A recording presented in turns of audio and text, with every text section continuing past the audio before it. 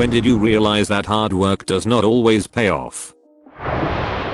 The first time I had a real job. Turns out that working harder than your coworkers does not impress them. Working harder usually just results in you being given more work and responsibilities that you either have to fit into the same hours with the same wage or into unpaid overtime. I honestly wish that had been my outcome. Instead, I was just straight up disliked and eventually pushed out of the position. This happened at least twice. I never ever called off. And yes, I understand now why that is not a good thing, but when I was young I thought you went to work unless you were on your deathbed. At a staff meeting, boss was reading everyone the riot act for calling off too much, and his second in charge said, well, except for vertical parachute, they've never missed a day. Boss said, really? I never noticed. Lesson learned. Had a co-worker who never missed time, always did OT, and did what was expected. Semi-annual performance reviews came through, and he got a 4 out of 5 on attendance. I.e., no one was allowed to score 5 over 5. No one gets top score, because some MBA thinks that will keep them motivated to work harder next time. When they reward you for getting your work done well, by giving you everyone else's work to do. Pretty much every job I've had, I feel this in my soul. Even better when your boss rewards you with bits of their work and positions it as a great learning opportunity. Yes, please let me do the bish work parts of your job while getting paid $45k less per year. I guess that's why they get paid so much. They've implemented creative strategies for anarchists of Inks Rowley and Rowley efficiencies Rowley. Oh my god, my boss is rewarding me with his work currently. Look how generous I'm letting you do this. This will be great experience for you. I worked 4 years at a Walmart, almost constantly being praised as one of the best employees on my shift/team. Now what kind of reward did I get for this? A raise? A promotion? Nope. I got a small pin I was allowed to wear that just said something like management appreciates me. I worked Cap 2. I was straight up told in front of the whole crew by my supervisor that I was the hardest worker in the crew and everyone should try to do what I do. Well, he ended up asking for a demotion for himself. He hated the job. They promoted one of the lazy guys who always took 30-minute breaks instead of 15, always showed back up from lunch hour late, then went directly to the bathroom for freaking ever. Was always high as crap. Granted, I was high a lot of the time too, but not like this guy. I left for unrelated reasons and I watched as he started balding in his 20s from all the stress, and then fired in like a year. I saw how it works, though. The guy with his nose cheek deep in someone's asshole is the guy who gets promoted. Hard work means nothing to them because they were never the hard workers. They don't want to promote you because managers don't do crap anyways. And if they promote hard workers, they have no more hard workers to actually do all the goddamn work. Not true at all. The hard workers never get promoted because they need you to keep doing your job well. That is why bums always get promoted. Nobody will miss them if they stop doing their job. I used to work at a blow molding facility. I was in middle management, but I was in every meeting for some reason. We had this guy, I will call him Ernesto, who was a beast in the warehouse. Ernesto would do any job asked of him, and he did them great. A training job to work on the machines opened up. Ernesto applied for the job, and everyone assumed he would get it. In a few of the meetings the heads of various departments said that they couldn't afford to lose Ernesto. He did too much. He did not get the job. If you want promotions at a job, just do the bare minimum. Say crap like, that is above my pay grade or I'm not trained to do that. You get the gist. I was a really bit of a people pleaser when I was younger. Tried to do everything to make life for everyone easier. Turns out that they just took advantage on me. Givers need to know their limits because takers don't have any. So true. I need this plastered on my wall. Thanks. Easily retail. Those performance-based raises are deliberately rigged to not give people the best raises. I only really understood how much when I became a manager and was overruled on how much to give my employees a raise when I gave them a 5 over 5. I was told, and I quote, "No one is a 5 over 5. She came in whenever we called, stayed late whenever we needed, was the epitome of the perfect employee and was well loved by everyone that shopped there. They changed her evaluation from a 5/5, which was I believe a 50-ish cent raise, still not enough, to a 3/5, which was a 10-cent raise. She quit a few weeks after I told her, and no one we've hired has been half as productive as she was. I find it super interesting that companies don't realize that it's better to pay someone 20% more that works as hard as 2 people than to hire 2 people. They are stupid. 99% companies doesn't understand that one happy employee do a better job than 2 unhappy.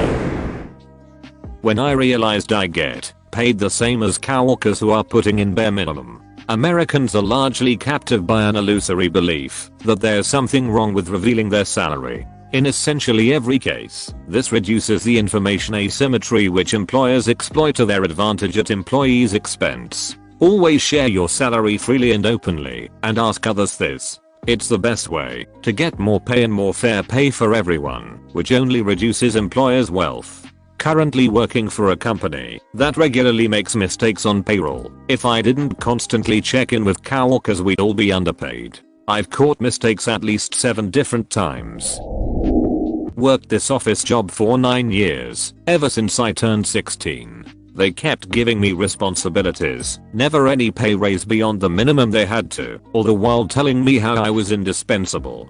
Then COVID hit, and they laid off all my coworkers. They told me I could stay, but for less hours than before and definitely no pay raise, just more responsibilities, either working from home or in an empty office. I declined the offer and quit right then and there. Felt pretty cheated though. I think the dangling of the carrot is something I would tell most young folks to not follow. Get some experience and a few skills and move on. Companies will always dangle that carrot, that the big pay raise is coming soon. Even if they offer it instead of the usual 2-3% call raise, it ends up being 7-8%, which is fine, but likely you'll see much larger increases hopping around early in your career. So glad I took the pay raises moving to a new job every 2 years. Seriously, not even me looking.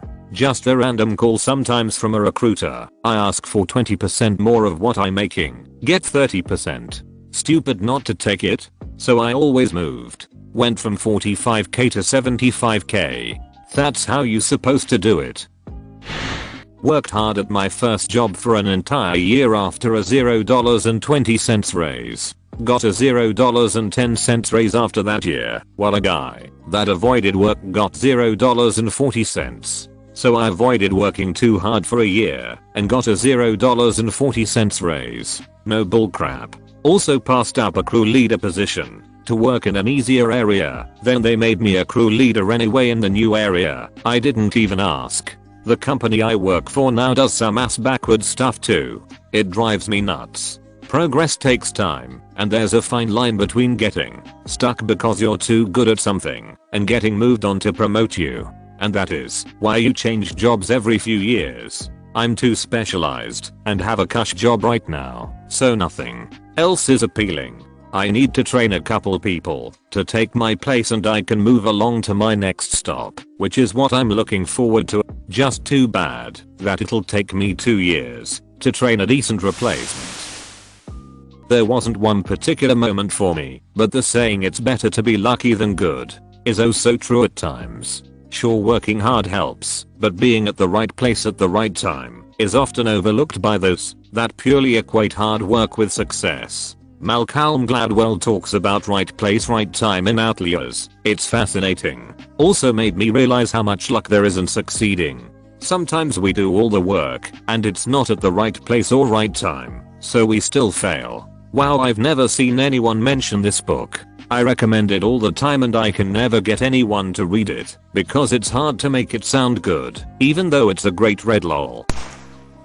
Every single retail job I ever worked, working harder, faster, smarter than coworkers never got you a raise or promotion or recognition. It just got you more tired. Not only more tired, but pretty much always punished if you decide to do a normal amount of work for your pay grade because you are tired. Yep. Learned really quick to only do the bare minimum that's in my job requirement. And heaven forbid you do something above and beyond and it's not perfect. Then you get in trouble for stepping out of line or making calls above your pay grade. If it's a success then your manager just takes the credit anyhow. Never do more than you have to and save the energy for something you enjoy. It's a shame. I was raised with a better work ethic. One that I have to actively fight, really. But corporate America has taught me that that kind of work isn't rewarded. Companies want loyalty without ever offering it in return.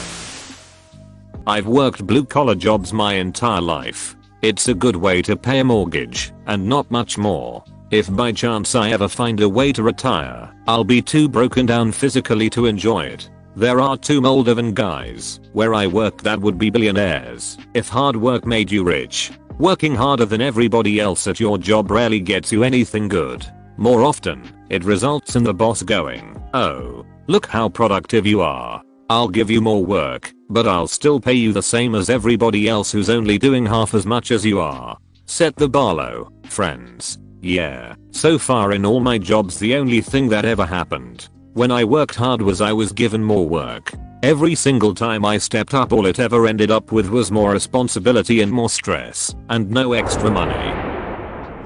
By being taken advantage of repeatedly, go above and beyond the expectations in hopes to advance. You now have to do that advanced job with way more work for no pay increase, and in less time than the people getting paid more than you. Don't ever let an employer know you're capable or willing to do significantly more work than anyone else for the same pay. If an opening arises and you have been consistent, you're more likely to get the position than someone who does twice the work you do for the same pay just because you follow the book more. This thread is a goldmine of career advice. I did something similar and ended up exactly how you described. 19 years old. I was working for a pet store inside a depth store. Separate company. I was the assistant manager.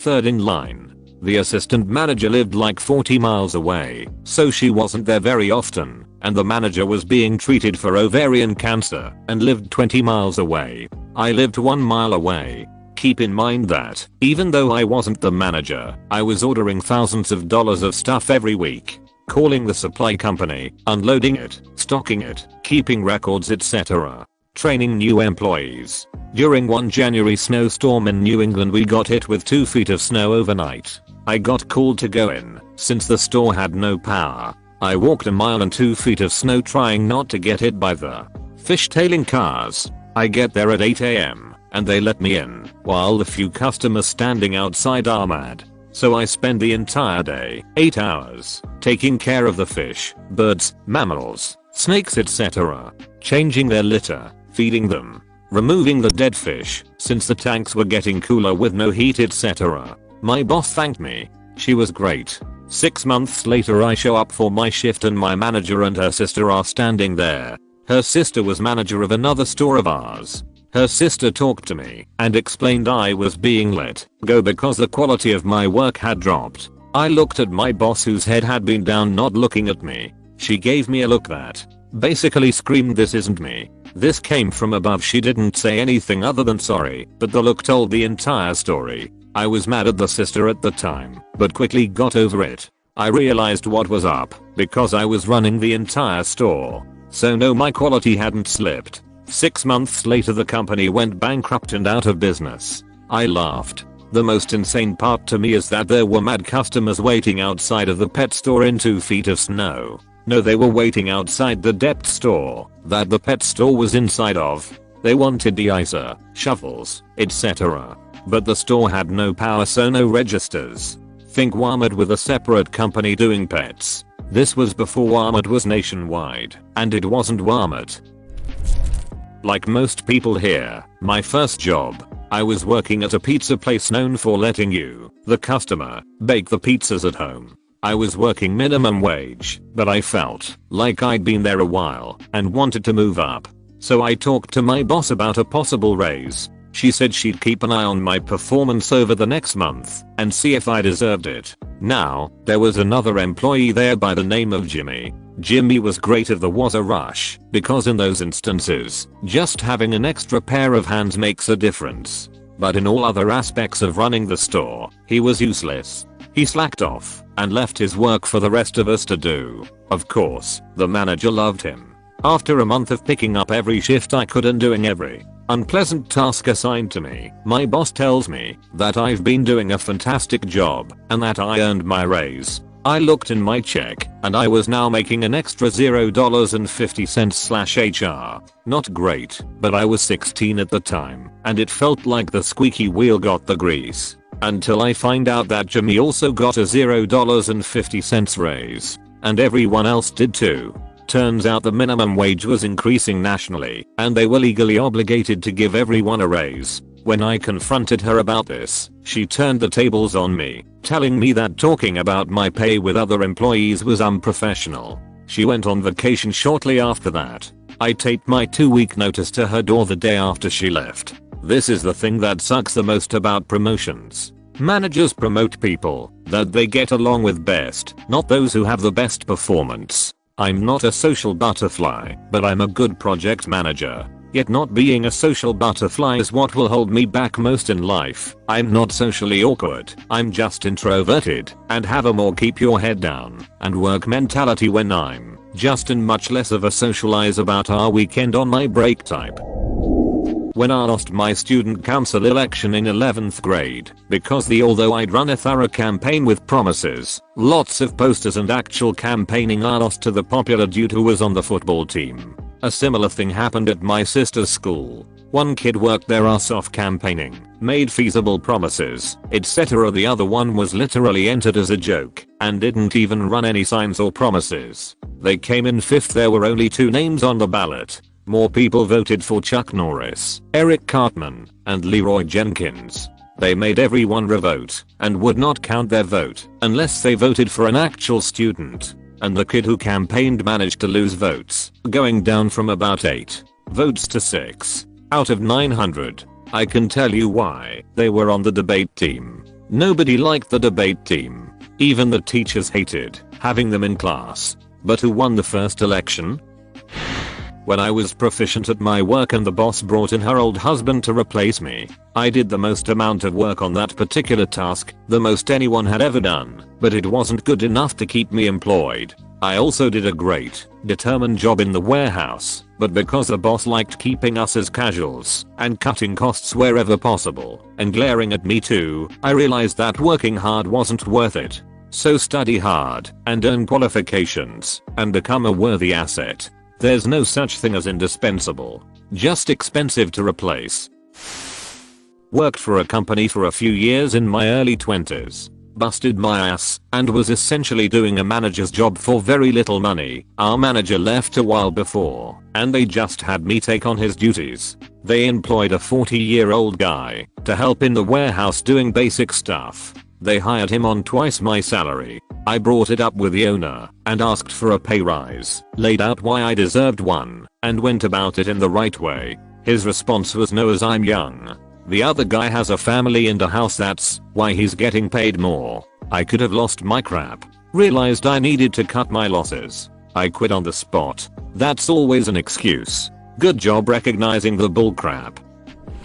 I was working retail overnight, and I worked my ass off, partly to keep from getting tired. My living situation started falling apart, and I had nowhere to go if I had to move, so I was very stressed. My fun boss, who everyone loved, came over to ask why I wasn't working as hard as usual. I told him I was possibly a week from being homeless, and he just kept smiling and repeating the phrase, "You're usually my superstar. I need you to be my superstar, buddy." My hard work wasn't valued at all. This boss only cared that I'd been making him look good by accomplishing so much. No one at the store actually cared about me as a person. I've told this story here before, but the truth is I never worked hard again. No matter how hard a job tried to pressure me that something absolutely had to be done, I never worked that hard for anyone ever again.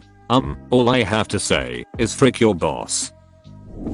I was probably 16 when I realized we were dirt poor and watched my dad kill himself working 12 hours a day and coming home coughing up black snot. Then when he got sick and went to the hospital due to his lungs, his company let him go and then fought him on unemployment. I wish people understood what coal mining does to you.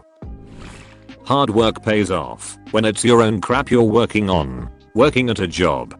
It seems the less I work, the more I make. This is exactly me at the moment. Weekends I work on my place, sweat my ass off landscaping, building cupboards etc. Place is looking schmick, and I like coming home to it. The value is also going up, and wife and I are looking at selling or renting and buying bigger. At work, built new systems to streamline and innovate, makes everyone's life easier. I'm getting a hearty thumbs up from management. If I barely meet my requirements at work, I still get paid the same.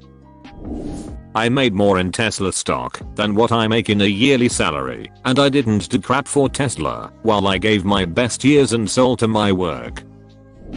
When you realize your degree is worthless. Which degree? Well, my psych degree was for sure useless. Ninja Reddit, well, not totally worthless. Just like 90% worthless. Lots of programming jobs require a bachelor's degree. It just so happens that my degree doesn't correlate at all with my skill set.